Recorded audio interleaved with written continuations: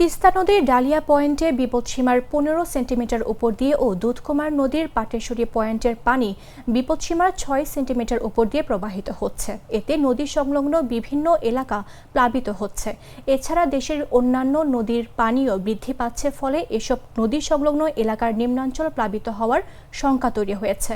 বৃহস্পতিবার বন্যা পূর্বাভাস ও সতর্কীকরণ কেন্দ্রের নদ নদীর পরিস্থিতির নিয়ে পাঠানো এক বিজ্ঞপ্তিতে এসব তথ্য জানানো হয়েছে। বিজ্ঞপ্তিতে বলা হয়েছে, রংপুর বিভাগের তিস্তা, ধরলা ও দুধকুমার নদীসমূহের পানি আগামী 12 ঘন্টা বৃদ্ধি পেতে পারে এবং তিস্তা ও দুধকুমার নদীসমূহের পানি বিপদসীমার ওপরে প্রবাহ অব্যাহত থাকতে পারে।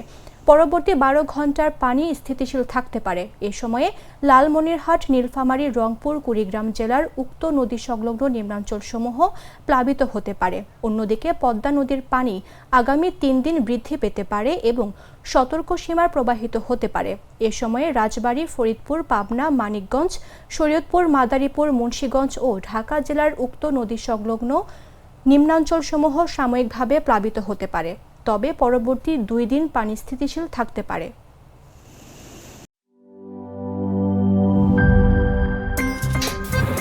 আমার একটা স্মার্ট সিদ্ধান্তে 25% গ্যাসের খরচ কমেছে। ভাবছেন কিভাবে?